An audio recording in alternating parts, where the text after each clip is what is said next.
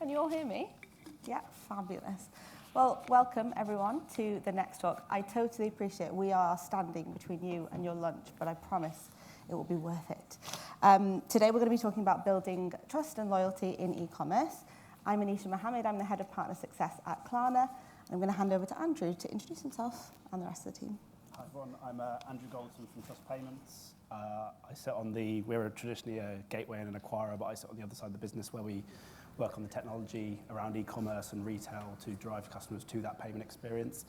Looking forward to talking today. Hi everyone, I'm Grant Shipway. I'm the Global Fraud Manager for River Island, and looking forward to just talking about that element of customer loyalty, but also how fraud plays a part within that. So I'm Shmuley Goldberg. I'm the Senior Vice President of Partnerships at Identic. Been in the industry itself for about 17 years, been with Identic for the last 4. In a nutshell, we're a positive identity validation software. So we find people which are definitely good and we keep them out of the fraud friction funnel. Hi everyone, I'm Amy. I'm the Global Partnership Manager at Ravlin. Ravlin are a fraud prevention company, specialise in machine learning and also have a 3DS engine. Dan Gower, feedback. Shocked everyone, at least it woke everyone up. Dan Gower, Fraud and Integrity Manager of Virgin Atlantic. Essentially anything with fraud on, I deal with. For those that don't know Virgin Atlantic, we fly aeroplanes and make dreams happen. By flying aeroplanes. Yes. Excellent.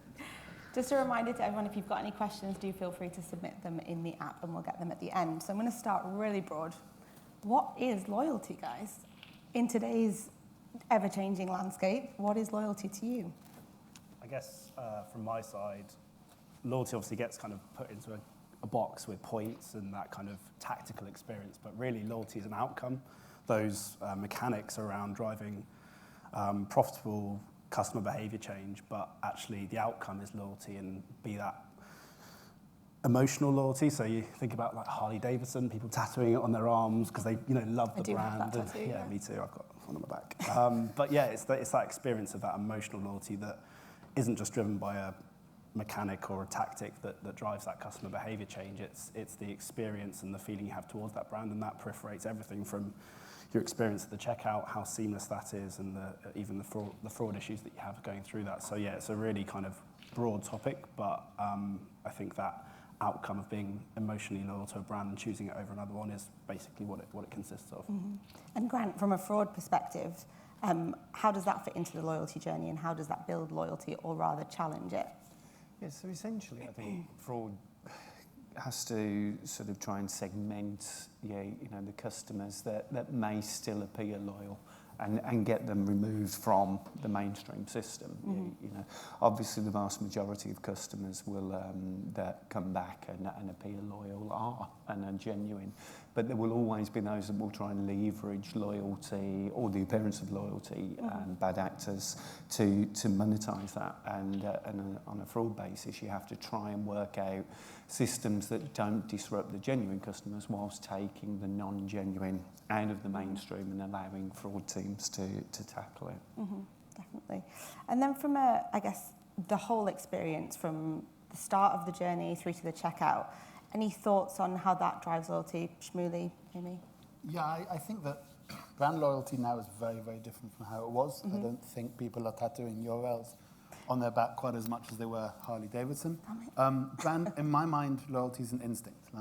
If I'm looking for something online, where's the first place I go?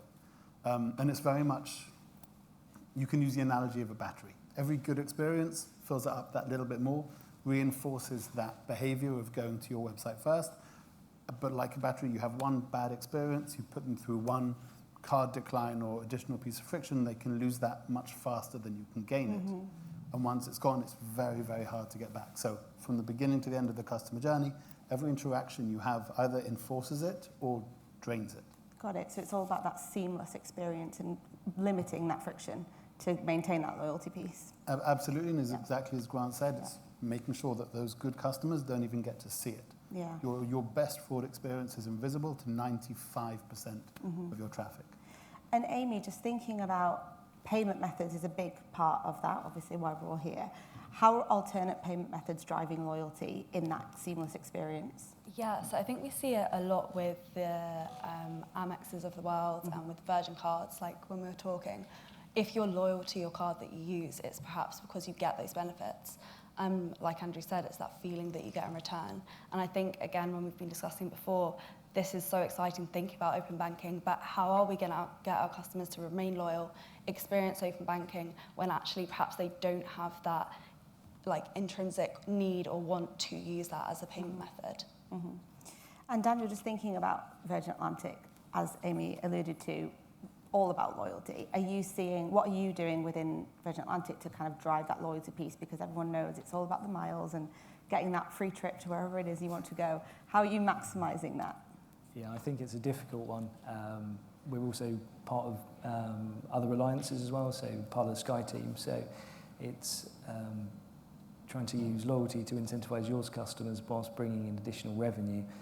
I think the challenge comes with loyalty. There's alternative forms of payment can include a loyalty currency, and as Grant's alluded to as well of fraudsters, it's putting sufficient friction in the way of the bad actors from the good. But the challenge from the wider concept of loyalty is that when you're dealing with someone else's customers, it's how do you treat them fairly with limited information as well. Yeah. So the world of loyalty can be useful and help create that frictionless journey, but equally it's also putting friction in places that makes it challenging. So yeah, it's an interesting time. To find balance between the two. I think the other thing that's interesting, especially as we're seeing like friendly fraud come up more and more, is something that I know, Grant, you've talked about quite a lot, is about those loyal customers. How loyal are they really? Obviously, you've got the majority that are great, but what about those people abusing the loyalty?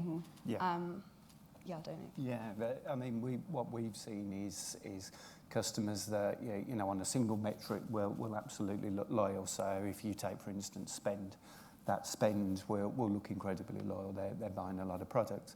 But if that customer is returning most of those purchases, either because they're wearing them and then returning them, or they're photographing themselves and returning them, or if that customer is fake returning them and keeping them, then the spend will still make them look loyal, but actually the net cost of that customer can sometimes be loss-making. And so it's working with the teams internally then to say, right, you know, we must look across multiple metrics, and we mustn't be afraid to sort of take what appears at face value to be a good customer and actually, you know, take the other things into account and determine what to do. So, yeah, you know, it's digging in underneath, and sometimes, you know, particularly in retail, that first metric, the spend of the customer, still dominates too much. And how realistic and easy is it for retailers to adopt that way of thinking, to go deeper and not look at face value? Is it an easy thing to scale? Is it an easy thing to implement in the current process? It's a lot of it is education. I think internal education, and then working across not only merchants but the service providers, the payment service providers, and starting to broaden to an industry level engagement. You know, traditionally we would see fraud committed by criminals. Today we see fraud committed by customers in their own name. And that collaboration therefore becomes far more critical from Klarna across all of the merchants, all of the providers. Yeah, okay. Just pivoting back to what Shmuley said around the seamless experience. So at Klarna, everything we do is about creating this smooth, with 3 O's, journey to get the customer from the beginning to the end. And one thing that you mentioned, Andrew, was around the death of the cookie and the impact that could have on retailers. Do you want to talk a little bit about that? I guess it's just around, specifically in e-commerce, one of the big things around basket abandonment. The only way to kind of keep them there or bring them back was to follow them around the internet, and the third-party cookie was the way to do that. That's obviously, well, supposed to happen a while ago, but it's coming, I'm assured. That ability will go away, and so it's how retailers or anyone in the e-commerce industry can use the data they have available to avoid that. That's obviously first-party data. So again, going back to loyalty, having a loyalty program and capturing that first-party data is going to be increasingly important to do that. It's kind of what Amazon have done while everyone was really focusing on attracting new customers and using the third-party cookies to attract them in, Amazon was just basically collecting a load of first-party data, and now they're sitting pretty happy. Yeah. And with the death of the cookie, shouldn't see too much of an impact. Obviously, they invest heavily in advertising, but yeah, it's around capturing that data and having a reason and an incentive to capture it as well. So again, loyalty incentives for customers to have that data transfer will become really important. And just open question, how do retailers manage that? How do retailers manage that challenge that they now have to work twice as hard to get that data so that they can create really personalised adverts, for example, or personalise the way they're reaching out to customers? Any suggestions? I guess.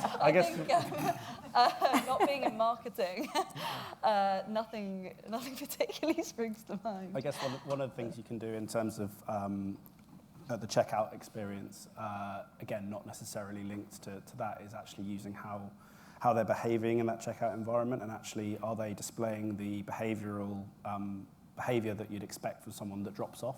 And at that point, what can you do to keep them there? And is that a loyalty incentive around a surprise extra bonus point if you complete your transaction, or dynamic pricing? And actually, we've actually seen this specific, again, I'm talking, the practicality of this is obviously quite complex, but actually, based on the behavior, how can we keep you there and avoid that drop-off point? And it's predicting that is going to come. And obviously, you don't want to then reward someone when they're not going to do that. So It's really important that you get that right. But I think it's kind of pushing towards that world where you have to be more intelligent around that, and that's where a lot of the thinking behind e-commerce is going to have to go, I think. Yeah, definitely. I also think it's important to realize that the death of the cookie is largely exaggerated. Okay, cookies as we know them, we're not going to be able to use them as much. Third-party cookies, definitely not.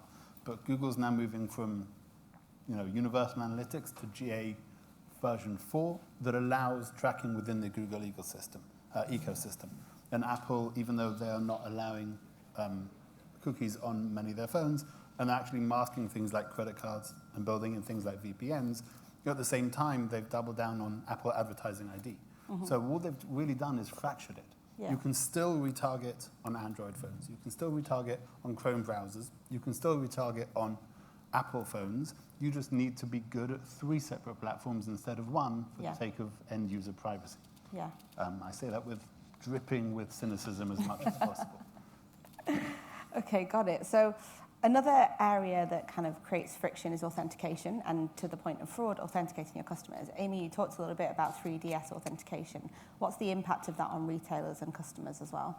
Yes, I think from what we've seen, and MasterCard did a report on this, they've actually seen like a 50% reduction in fraud. And now bear in mind that's a network reporting on that, so take it with a pinch of salt. But in terms of what we've seen from our merchants, I think everyone, even when they were trying to be proactive, it was a bit of a reactive scramble. Now that we're seeing more merchants start to use exemptions, whether it be through their fraud provider or through their PSP, it is starting to go in the right direction. And 3DS isn't going away. SEA isn't going away. It's only going to expand.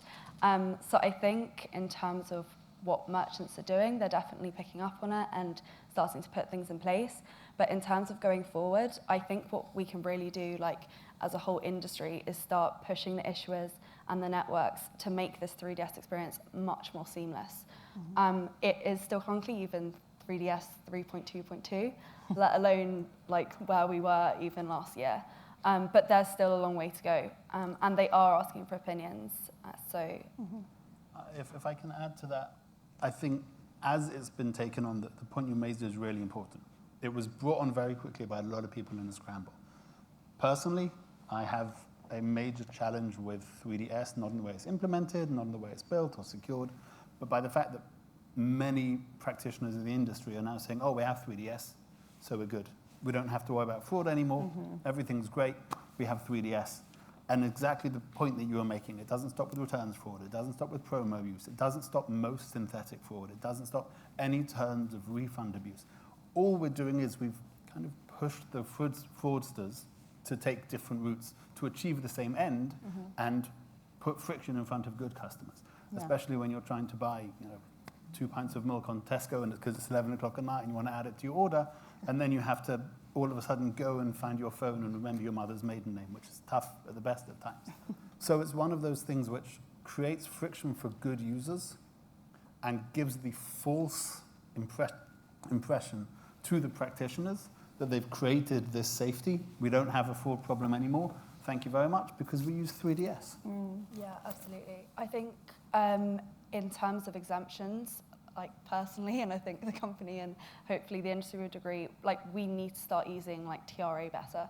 We need to be asking, okay, whoever you're using for exemptions, like what data can I send you in our integration that will make this case to the issuer really compelling and will actually mean that those good customers are protected.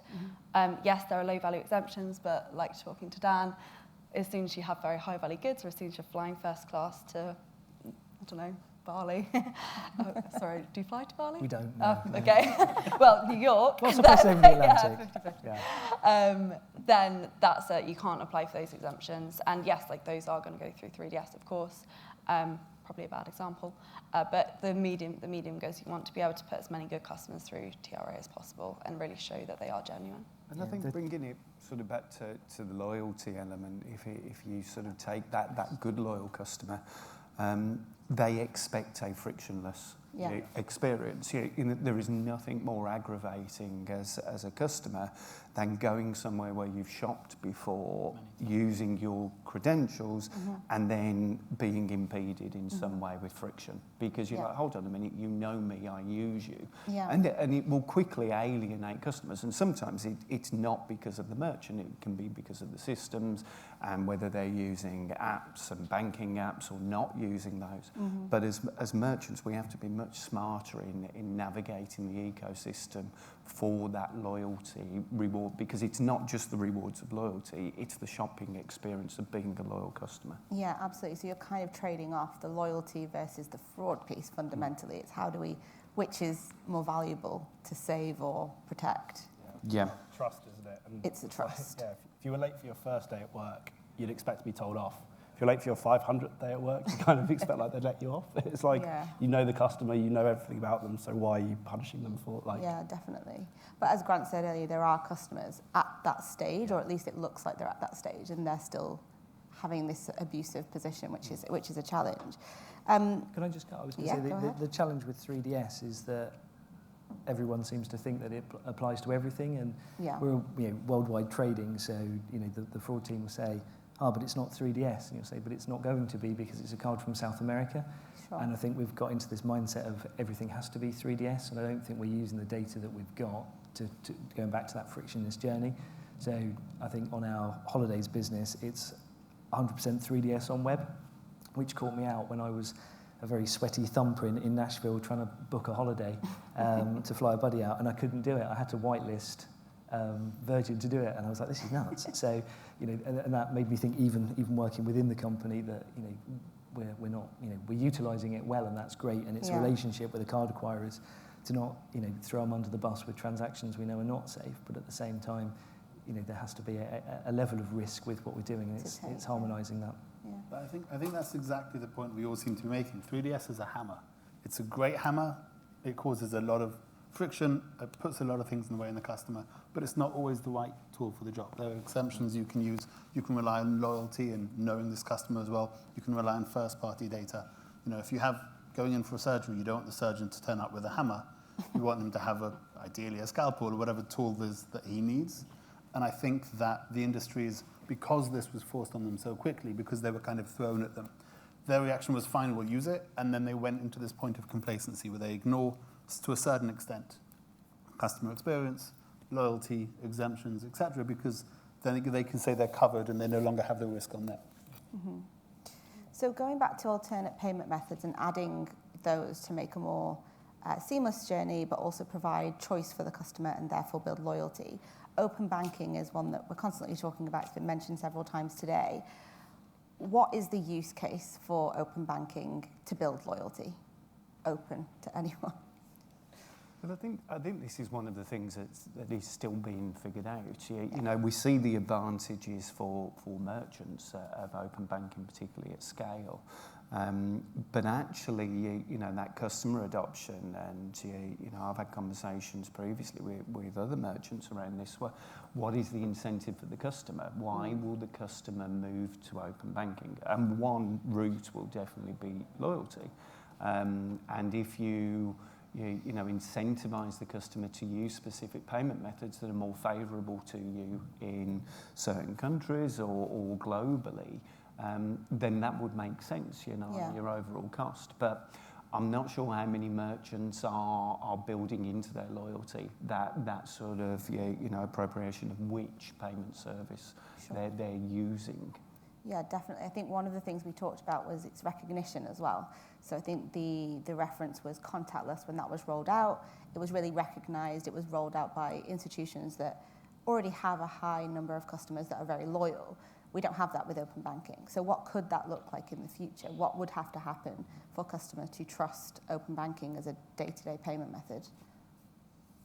I think the conversation earlier today was quite interesting about who should be pushing it, whether it should be the banks, whether it should be the merchants, or whether there should be some great advert like the Barclays, I don't know if anyone else remembers it, but the contactless one where he's going down a flume. and actually we get the average person to get on board and think, oh, I transfer my friend's money through open banking, oh, I use Monzo, and that's really seamless and easy to use. Hang on a minute, I can now do this when I'm buying something on River Island, fantastic.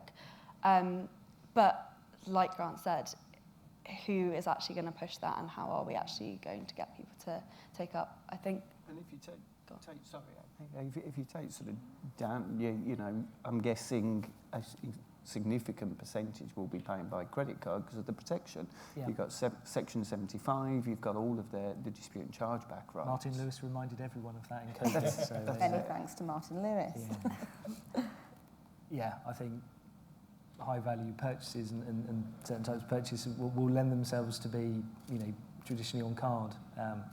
I think certain markets, it will be difficult to break that. I mean, you know, in the US, trying to make them, you know, they still sign for stuff. It confuses me when I'm there.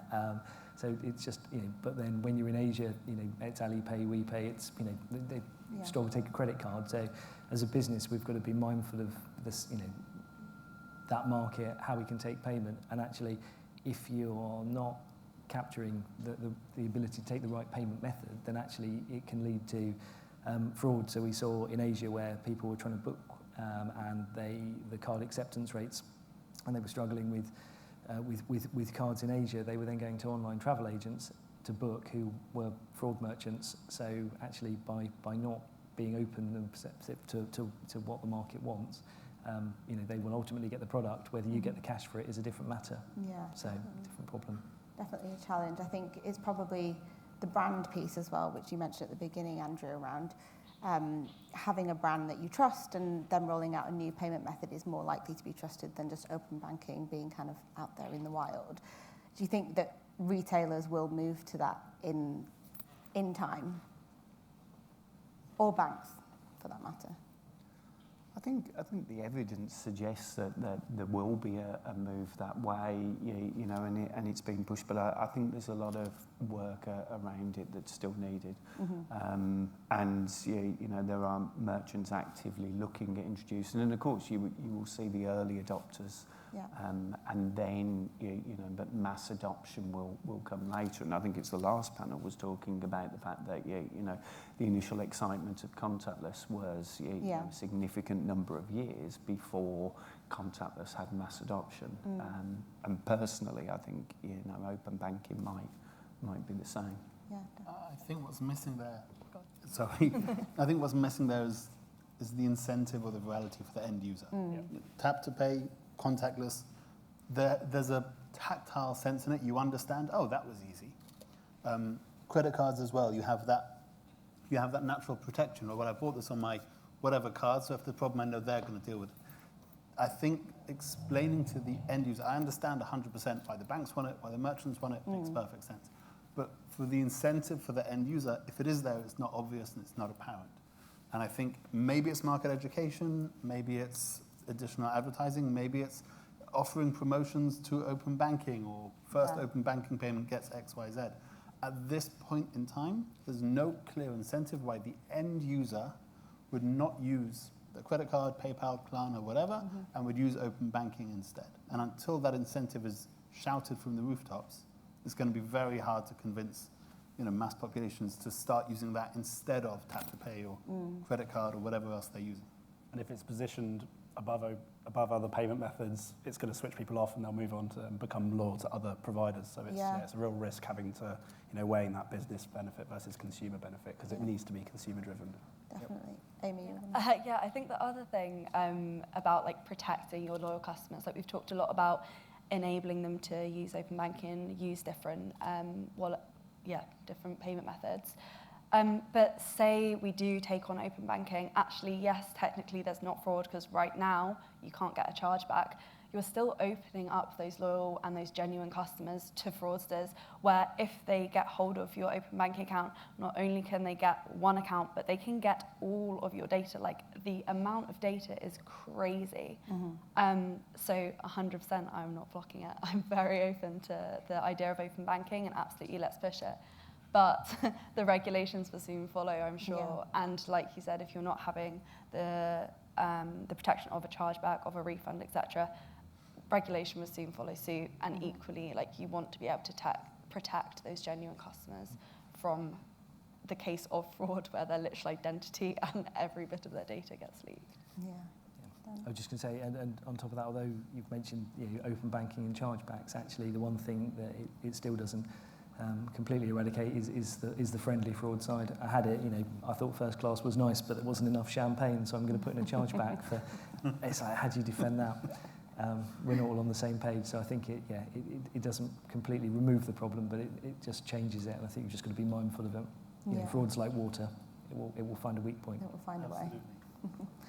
And then thinking about the customers that merchants do have, there's a younger generation of customer. I mean, Klarna predominantly has millennials and Gen Z who are moving away from credit, who are moving away from the traditional payment methods. How do we tackle that as retailers, for our clients? What can we do? I think you have to sort of have flexible approaches in your loyalty, and what. For any merchant, you have to define what does loyalty look like. Is loyalty coming back a second time? Is it a third time? Is it shopping once a month? And I know for us that what we would be looking at is, first and foremost, you want that customer's first experience to be good enough to come back again. But the casual shopper may not sign up to certain loyalty incentives. They might not want to be part of a VIP program, etc. But if you can crack that sort of almost acknowledgement of that customer each time they come back, whether that's once a month, once half a year, just for their annual holiday shop, and make them feel recognised and welcome. I think you're part of the way there. Okay. So I think merchants have to be innovative, and again, it needs to be sometimes more subtle. You're not going to achieve it in the way that you can if you're sort of Amex or perhaps an airline with those sorts of points and things, but you can still recognise and reward. Okay. I think also meeting them where they are, so things like social commerce, if they're not willing to search for a website and find it, they want to be engaging with the product and then buying it where they're seeing it. So social media and places like that is definitely a key one. Yeah, definitely. Diversifying those channels. So there is an inherent conflict with this that I don't think we're addressing. We've seen specifically with Gen Z, not only are they losing what traditionally would call brand loyalty. Guest checkouts versus sign-in checkouts is up, I think, like 30 or 40% in the younger generations. They do not want emails, so they will not give you their email address because they don't want you to spam them. Yeah. My great-grandmother will still never buy anything from Amazon because she's loyal to WH Smith. My son will go on Google, find the cheapest, and wherever it is, that's where he gets it from. And if they don't have a guest checkout, he'll go somewhere that does. Right. Because in his mind, he does interact with brands, but he does that on Twitter, TikTok, YouTube Shorts. Yeah. He doesn't want to give them his information. They're much more conscious about, don't track me, don't. He always clicks reject all the cookies, even though he has no idea what that actually means. And that is a trend which is a counterpoint to what, no offense, but what Klarna is saying, because it becomes much harder to create that personalized experience and to have that first-hand relationship with a customer when they're actively saying, no, we don't want it, I'm following you on TikTok, that's all the interaction I need. But I think then it is up to the merchant to enable the customers to be loyal to them. So, for example, give them the option of like guest checkout and give them the option of that buying interaction that they want to be so seamless. So I think that's part of then us coming together and making sure that we can keep customers loyal. Working out how do you get sort of around that, because as you say, you know, there will be that Gen Z millennial sort of viewpoints, and it's like, how do you incentivize that? Because you know, it may be that more than traditional loyalty, it's that sense of being included within something. It's making, yes, you want guest checkout because the casual customer likes guest checkout and the speed of it, but we know that guest checkout isn't optimal for your long-term customer base. So offer something that means that when they are faced with the choice and they're a returning customer, they don't go towards guest checkout, they come towards customer checkout. I agree, and I think that's why, and this is a really interesting symptom of this, I think that's why we're seeing brands globally, especially in the US, becoming so political or cause-driven. Yeah. Because that, I have no idea, going back to my example, I have no idea if WH Smith are conservative or Labour. It's not a thing I'm aware They're in the of. building, you could ask sure. them. Exactly. But you are aware in America if your brand is on the left, is on the right, is pro this or anti that. I mean, you literally know what's their stance on global warming. And I think that is a symptom of the fact that engagement today, especially for young people, has to be tribal. Yeah. I align myself with this brand. It's why we're seeing over the last 10, 15 years, brands like, you know, Naked and brands like The Honest Company that wouldn't have existed 40 years ago as brands, now leading the charge in building that customer loyalty and that customer engagement. So what you stand for may now just be as important in terms of loyalty as where's the cheapest or where's the best experience. It's the same with payment methods as well. So we did sort of a survey a few years ago that 81% of millennials would rather go to the dentist than to their bank, because in a world of blue banks, that's not something they resonate with and what they stand for. Enter Klarna, bright pink, and the community-led campaigns that we've done from a branding perspective have driven a lot more loyalty because consumers feel heard. And it's not as heavy as politics, but it's, you know, sneakerheads and pet lovers and things like that. So they definitely would prefer to use Klarna on the basis of that, and that's driven a lot of loyalty. I think we're coming to time, so I just wanted to close out with a question that was put forward by Shmuley. Generative AI, how can we use that to build loyalty, and can we trust it? So as I pose this, I'll say the opening gambit and then I'll shut up and let you all reply to the salvo. Replying on what was said in the last panel and what we touched on as well, that, you know, contactless and tap to pay took 6 years from its inception to going live. We're seeing over the last 3 months, and I'm sure many of you are seeing the same, the explosion of generative AI means things like selfies, things like document uploads, things like liveliness checks. If they're not ubiquitous, if they are ubiquitous now, they're going to be useless within a year or two. So for us now to be creating software which is better document uploads or better liveliness checks, in my opinion, you're not, you know, leading the target at all. By the time you've built it, they're going to be a year or two ahead. I think what we need to establish is where are they going to be in 5 years' time, and I think we now all realize it's much further ahead than we thought, and start putting alternative methods of fraud prevention, of identity validation, alternative ways to ensure that customer identity, or what's going to happen over the next 5 years is we have to treat everyone like fraudsters and add a lot of friction to everyone just so that we're not being beaten up by Midjourney's latest livelihood AI check. Argue. Actually not arguing, supporting. So at Ravelin, we've actually got an engineering team that looks at generative AI, and we also look at account takeover. And generative AI is definitely looking to be like a threat for account takeover, when you can literally say, okay, well, I am a Gen Z girl, I live in Islington. For example, my passwords are really strong, but let's say like I've decided my like first pet's name and my birthday. You put that in, which is like about 60% of passwords, I think, are still that weak, at least. And if you put that all in, you can just guess people's passwords, then start putting in more information. That's it, like you've got the answers. You can take over their account. Their Netflix is gone. Like if they've got money that's being refunded, that's it, it's gone. You can really take that over. So yeah, we've got an engineering team that are working on, okay, well, what new features can we start building within our machine learning, looking at natural language processing, but also looking at specifically account takeover and using those features to stop that kind of behaviour. Because I think you said already you've had some reports of that being used. We haven't started hearing that yet, but we're definitely wanting to get ahead of the curve on every aspect, not just fraud. Yeah. No, I think it brings in that cross-collaboration. You know, in this space more than any, everyone has to work together, and the fraudsters will be testing, and they will probably test at the higher end, the more valuable. You know, they will target compromiser of customers that they can leverage most. They will try and get away with products that have the highest value. But sharing those use cases and you know, spreading them across the industry to understand it, because yeah, we will be behind the curve. I totally agree. And I think we'll be behind the curve for quite some time. As we always see with any emerging or exploding technology, you know, the fraudsters move faster.